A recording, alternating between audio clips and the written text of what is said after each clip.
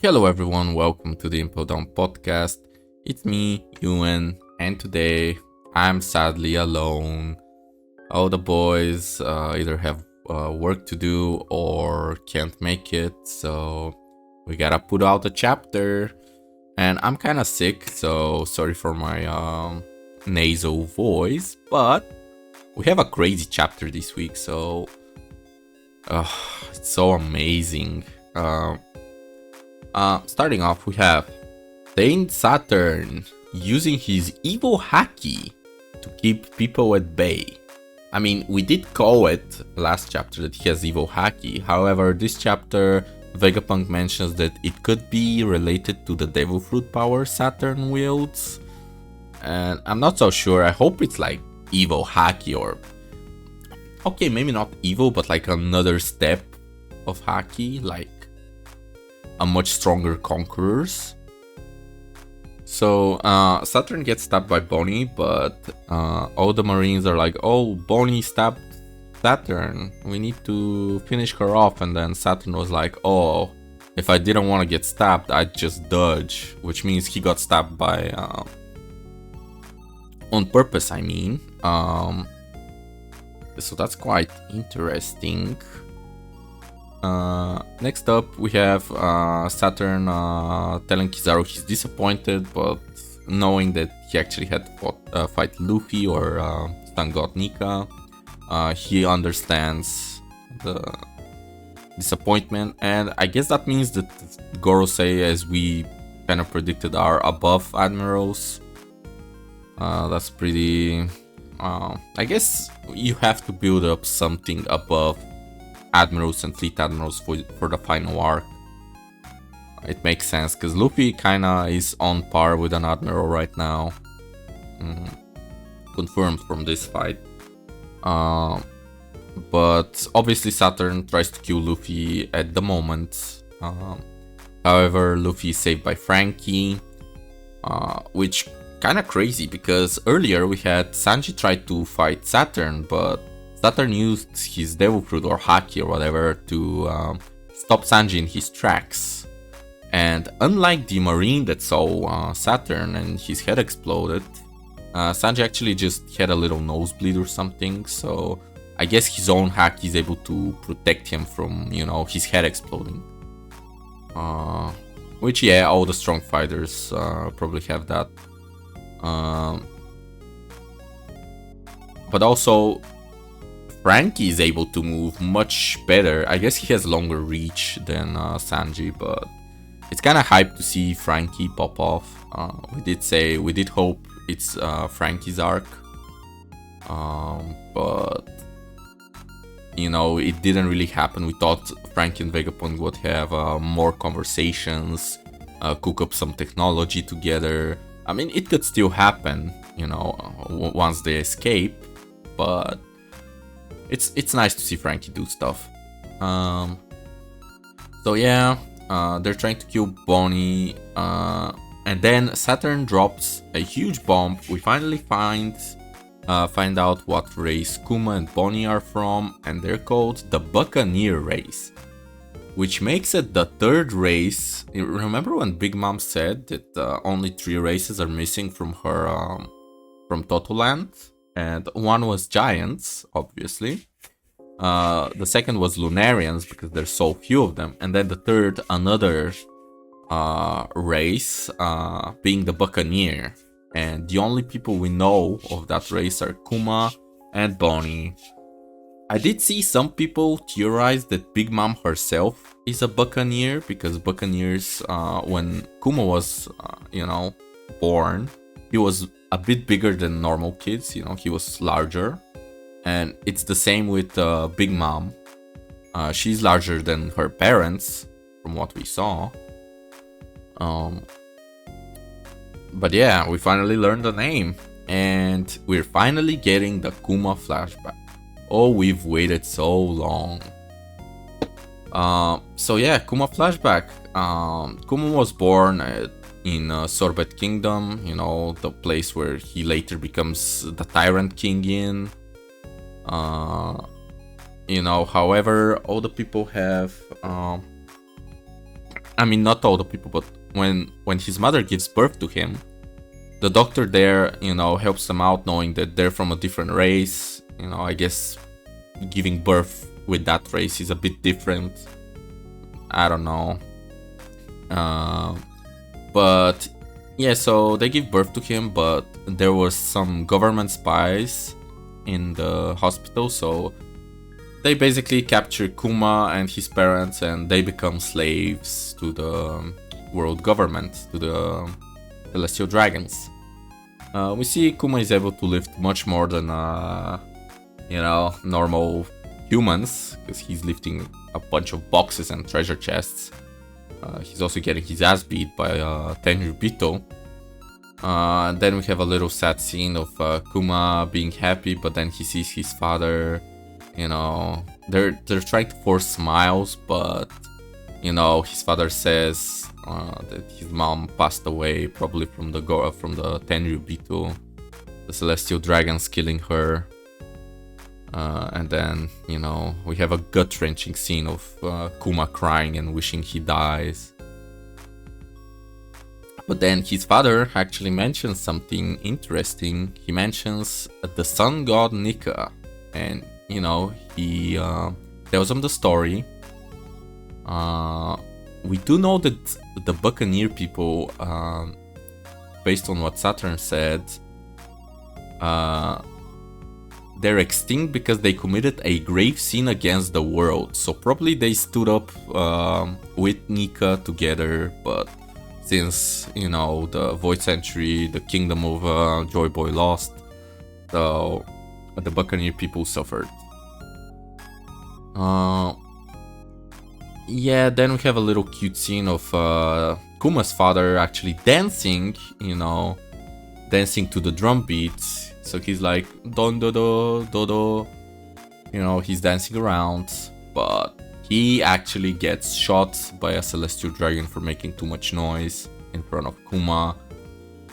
It just never ends. It just never ends.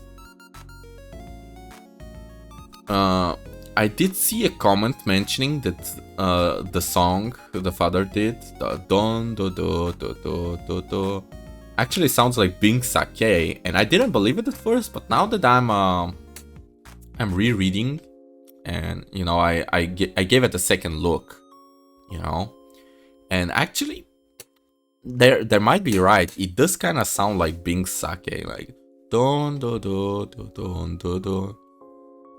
I don't know how it's gonna be in the anime. Maybe it's completely different. Maybe it's gonna be like the drum beat from the OST for Gear 5. Probably, most likely. But actually having the drum beat be connected to Bing Sake, that'd be kind of crazy.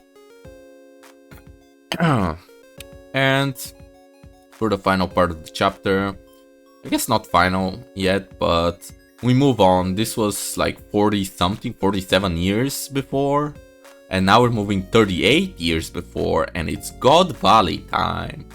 So we actually get God Valley in this chapter. Crazy. So God Valley was an island in the West Blue, which had actually a normal kingdom, but then the Celestial Dragons come as sort of a vacation, I guess, so they can hold their traditional human hunting festival or whatever. So they want to hunt the people of the island as well as some slaves. So they basically bring the slaves over and they have them run away while the Celestial Dragons hunt them. The king of the island is actually not okay with it, but he gets killed by none other than Biggerland Garling, a young Shanks' father.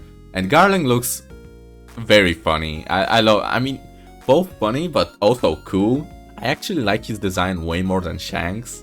I know Bonar Clay was kind of like, bro, he looks goofy, you know. He thought I was joking when I said Garling actually has a better design than Shanks, but it's true. It's true.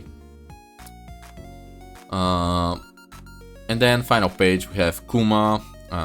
It seems that he I guess ran away or tried to run away, but a few other slaves found him and are trying to get him back to the Celestial Dragons because if they cannot find them, they're gonna die themselves. So it's tough, but on a rock, there's actually a boy and a girl going crazy. Hee-haw! It's IVANKOV.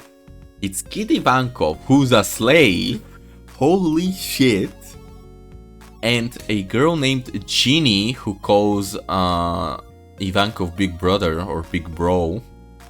So maybe IVANKOV's sister, but yeah, we have a girl and a boy, young IVANKOV meeting young Kuma. And knowing this, knowing what's happening later, they're gonna form the Revolutionary Army. And it actually, we never knew that IVANKOV was a slave, and this, we never even thought about it, but I guess it makes sense, you know, that's why he wants to fight for freedom. He was a slave once.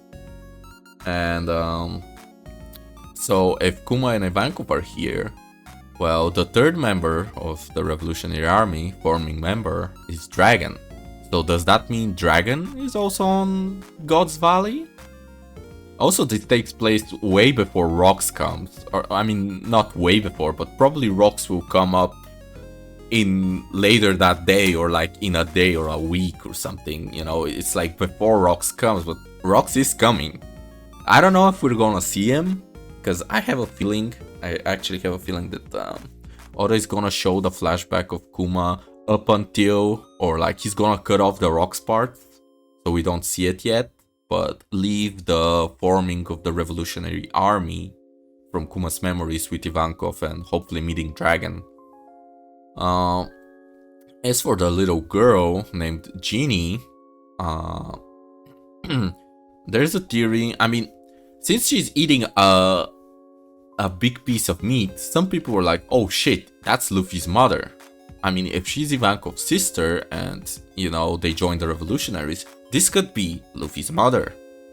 It's possible, but also I've seen fan art showing that she has pink hair, and it does make sense because both Bonnie and Luffy, excuse me, love meat, love eating, so it could be Bonnie's mother, which actually makes more sense, because I don't think Oda's showing Luffy's mother yet, or ever.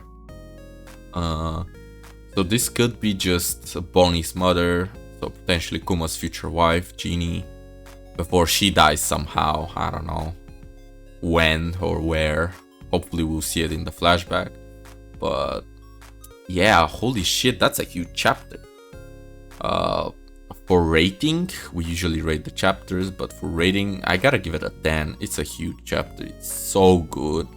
I guess no one else is here to debunk my 10, you know, be like, oh, this is actually a 7.9, you know.